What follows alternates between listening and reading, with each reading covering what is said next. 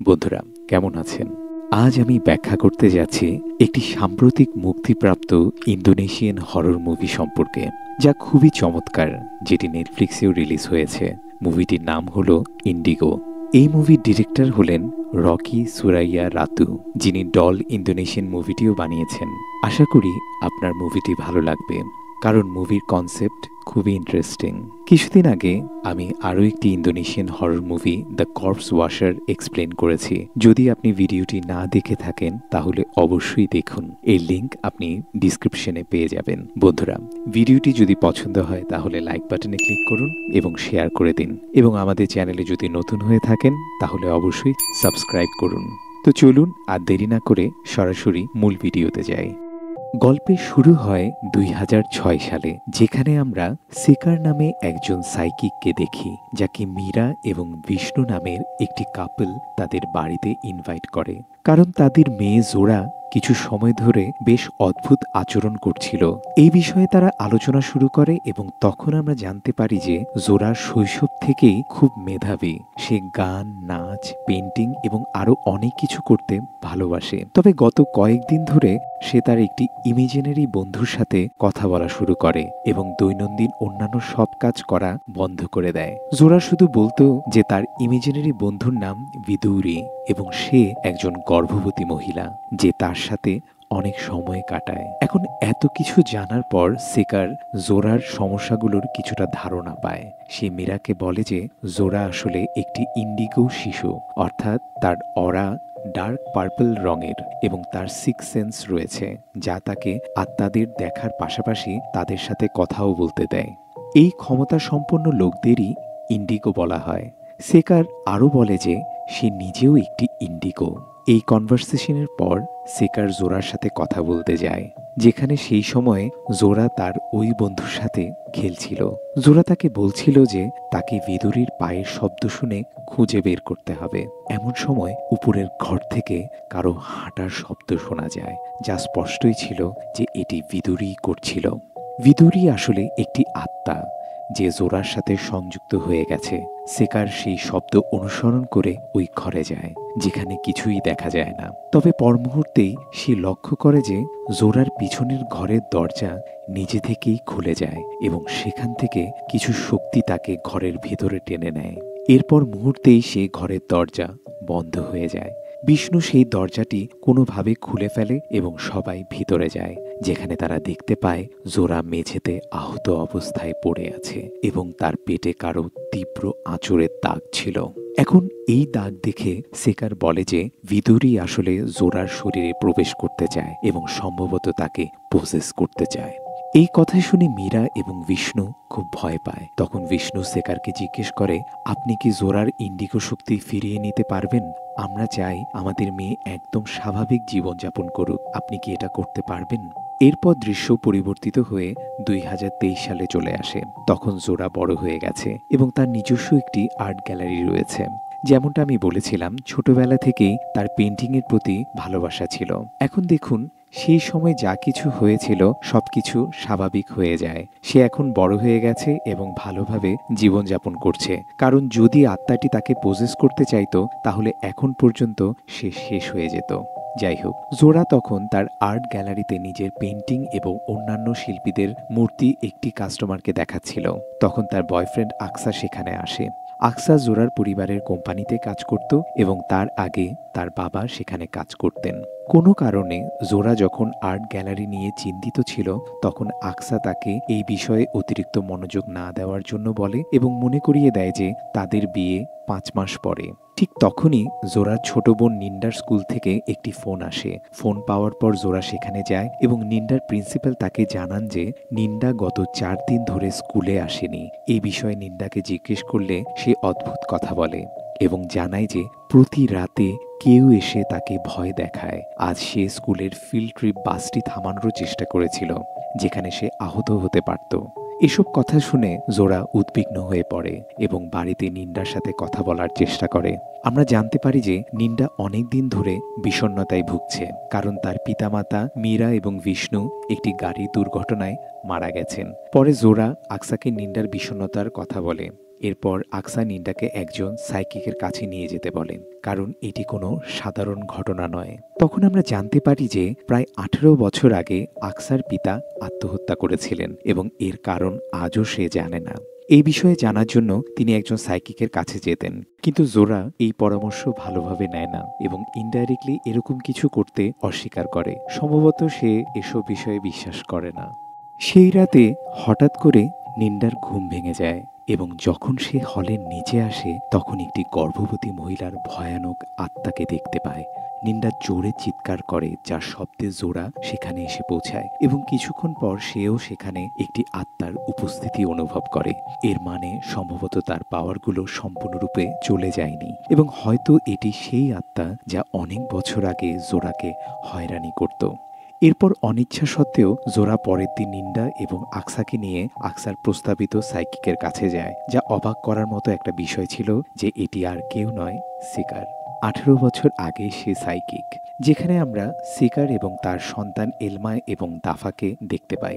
নিন্ডার সাথে কথা বলার পর সিকার জানায় যে নিন্ডাও একটি ইন্ডিগো শিশু এবং তার ভবিষ্যৎ দেখার ক্ষমতা আছে। এই কথা শুনে জোরা এগুলোকে একেবারেই অবান্তর মনে করে এবং আকসার বাধা দেওয়া সত্ত্বেও নিন্ডাকে নিয়ে সেখান থেকে চলে আসে। বাড়িতে ফিরে নিন্ডা এবং জোরার মধ্যে কিছুটা ঝগড়া হয়, কারণ নিন্ডার মনে হচ্ছিল যে সিকার তাকে সাহায্য করতে পারত। পরে জোরা টিভি দেখতে বসে এবং সেখানে নিউজ থেকে জানতে পারে যে একটি বাসের দুর্ঘটনা ঘটেছে, যা নিন্ডার স্কুলের বাস ছিল। এটি সেই বাস ছিল যেটিকে নিন্ডা আগে থামানোর চেষ্টা করেছিল। এ থেকে বোঝা যায় যে নিন্ডা সত্যিই একটি ইন্ডিগো এবং সিকার যা বলেছিল তা সবই সত্যি ছিল। অর্থাৎ নিন্ডা জানতো যে এই বাসটির অ্যাক্সিডেন্ট হবে, কারণ বাস অ্যাক্সিডেন্টে অনেকগুলো বাচ্চাই মারা যায়। ওই রাতেই আত্মাটি নিন্ডার উপর আক্রমণ করে এবং তার পেটে সেই রকমই দাগ তৈরি করে, যেমনটি অনেক বছর আগে জোরার পেটে ভিদুরি আক্রমণ করার সময় হয়েছিল। এরপর নিন্ডাকে হাসপাতালে ভর্তি করা হয় এবং সেকারকে ডাকা হয়। সেকার জোরাকে তার শৈশব সম্পর্কে বলে যে সেও একটি ইন্ডিগো ছিল, কিন্তু তার পিতামাতার অনুরোধে সেকার সেই পাওয়ারগুলো ফিরিয়ে নিয়েছিল। ইন্ডিগোদের জন্য এই পাওয়ারগুলো একটি অভিশাপের মতো, কারণ নেগেটিভ এনার্জি খুব সহজেই তাদের দিকে আকৃষ্ট হয়। তখন জোরা জানতে পারে যে ভিদুরি সেই আত্মা যার শৈশবে তাকে হয়রানি করত এবং এখনও তাকে ত্যাগ করেনি, এবং এটি একই আত্মা যা এখন নিন্ডার উপর আক্রমণ করছে। অর্থাৎ ভিদুরি এখনও যায়নি। আর এখানে আমি আপনাদেরকে একটা কথা বলি যে আত্মার দুনিয়া খুবই আজব প্রকৃতির, যেখানে সময় একেবারেই ভিন্নভাবে চলে। হতে পারে এখানে 15 বছর হয়ে গেছে, কিন্তু সেই দুনিয়ায় হয়তো 15 সপ্তাহ অথবা শুধু 15 ঘন্টা পার হয়েছে। এই সমস্ত তথ্য জানার পর জোরা সিকারকে তার পাওয়ারগুলো ফিরিয়ে দেওয়ার জন্য অনুরোধ করে, যাতে সে তার বোনকে প্রোটেক্ট করতে পারে। সিকার তার পাওয়ারগুলো ফিরিয়ে দেয়, কিন্তু সতর্ক করে দেয় যে ভিদুরি আবারও তার উপর আক্রমণ করতে পারে, কারণ তার শৈশবের ঘটনাটি ভিদুরি ভুলে যায়নি। বিকেলে যখন সবাই একত্রিত হয় তখন নিন্ডার উপর ভিদুরির আত্মা আবার আক্রমণ করে। সেকার কোনো রকমে নিন্ডাকে ভিদুরির থেকে রক্ষা করতে পারলেও ঠিক পরের মুহূর্তেই ভিদুরির এলমাকে ধরে নিয়ে বাড়ির ছাদ থেকে লাফ দেয়। ফলে এলমা তীক্ষ্ণ কাঁটার উপর পড়ে যায় এবং ঘটনাস্থলেই মারা যায়। এটি সিকারের জন্য এক বিরাট আঘাত ছিল, কারণ তিনি এর আগে এক প্যারানর্মাল কেসের কারণে তার স্বামীকেও হারিয়েছিলেন এবং এখন তার মেয়েও চলে গেছে। এই কারণে তার ছেলে দাফা কখনোই তার মায়ের এই কাজগুলো পছন্দ করত না এবং সবসময় তার উপর অসন্তুষ্ট থাকত। এবার আমরা দেখি এক সন্ধ্যায় জোরা দাফা এবং সেকারের সাথে কথা বলছিল। তখন তার একটি ভিশন আসে, যার মাধ্যমে সে ভিদুরির গল্প জানতে পারে। আসলে ভিদুরি তাদের পেছনে এমনিই পড়েছিল না। ঘটনা এমন ছিল যে ভিদুরি অনেক আগে 7 মাসের গর্ভবতী একজন মহিলা ছিলেন, যাকে জোরার দাদা দাদি একটি বলি হিসেবে শয়তানের কাছে উৎসর্গ করে, যাতে তাদের বংশধররা সবসময় ধনী থাকতে পারে। জোরার দাদিও একজন ইন্ডিগো ছিলেন, কিন্তু যখন ভিদুরির আত্মা তার দাদিকে হন্ট করা শুরু করে তখন তিনি তার প্রাণ দিয়ে দেন এবং বলেন যে তুমি আমার মেয়ের শরীর দখল করতে পারবে না, কারণ সে ইন্ডিগো নয় এবং আমি তোমাকে আমার শরীর দখল করতে দেব না। অর্থাৎ আত্মা শুধু ইন্ডিগোদেরকেই পজেস করতে পারত। ভিদুরি যখন মারা গিয়েছিল তখন সে গর্ভবতী ছিল, তাই তার আত্মা চায় যে সে কারোর শরীর দখল করে সেই শিশুকে জন্ম দিবে, যার মধ্যে সব শয়তানের বৈশিষ্ট্য থাকবে। জোরা সেই একই ভিশনে দেখে যে আকসার বাবার আত্মা উপস্থিত হয় এবং জানতে পারে যে জোরার দাদা সবসময় ধনী থাকার জন্য শয়তানকে কিছু না কিছু বলি দিতেন এবং কালো জাদুর সাহায্য নিতেন। এক রাতে আকসার বাবা এটি দেখে ফেলে, তাই তার দাদা তাকে মেরে ফেলেন এবং এটিকে আত্মহত্যা হিসেবে প্রচার করেন। জোরা এই সত্যটি আকসাকে জানায় এবং বলে যে তার বাবা তাকে চাকরি ছাড়ার পরামর্শ দিয়েছে, কারণ এই কোম্পানির লোকেরা খুবই খারাপ। জোরা এরপর জানতে পারে যে বিদুরীর দেহ তাদের পুরনো বাড়ির পেছনের গাছের নিচে কবর দেওয়া হয়েছে এবং যদি তারা সেই দেহটি পুড়িয়ে দেয় তাহলে বিদুরীর আত্মা মুক্তি পাবে, কিন্তু এটি করতে হবে রাত শেষ হওয়ার আগে, কারণ আজ পূর্ণিমার রাত এবং এই রাতে বিদুরী মারা গিয়েছিল, তাই তার শক্তি এখন সবচেয়ে বেশি। আকসা স্কেলেটন আনতে যায় এবং তা পেয়েও যায়, কিন্তু ফেরার পথে একটি ট্রাকের সাথে তার গাড়ির দুর্ঘটনা ঘটে। এই দুর্ঘটনা আসলে আকসার বস করিয়েছিলেন, কারণ আকসা চাকরি ছাড়ার হুমকি দিয়েছিল এবং কোম্পানির সব গোপন কথা ফাঁস করার কথাও বলেছিল। অর্থাৎ তারা কিভাবে শয়তানের পূজা করত কিন্তু সবার সামনে ভালো সাজত। অন্যদিকে বাড়িতে আমরা দেখতে পাই যে বিদুরীর আত্মা জোরার শরীর দখল করে এবং একজন সাধারণ মানুষের মতো জীবনযাপন করার চেষ্টা করছে, কারণ যেমন আমি বলেছি সে শুধুমাত্র ইন্ডিগোর শরীর দখল করতে পারে এবং তার দাদা দাদি বিদুরীকে মেরেছিল, তাই বডিও তাদের বংশেরই কারো হতে হবে। সেই সময় সিকার এবং দাফা বাড়িতে ছিল আর নিন্ডা আকসার কাছ থেকে স্কেলেটন আনতে গিয়েছিল।